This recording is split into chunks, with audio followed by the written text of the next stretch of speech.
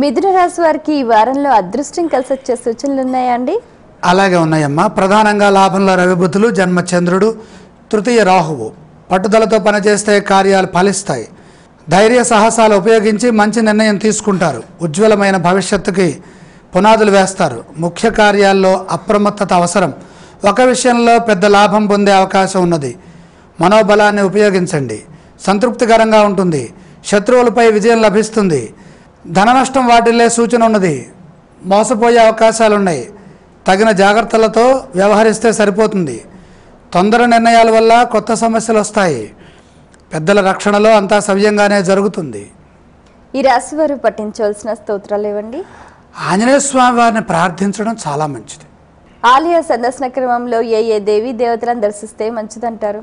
ఆంజనేయ స్వామి వారి సందర్శనం ప్రదోష సమయంలో చేస్తే ఉత్తమ ఫలితం సిద్ధిస్తుంది. ఈ రాశి వారు చేయవలసిన దానాలు ఇవ్వండి. ఇక్కడ ముఖ్యంగా సప్తమంలో శనిగ్రహ సంచారం కనపడుతోంది కాబట్టి శని ప్రీతిగా నువ్వులు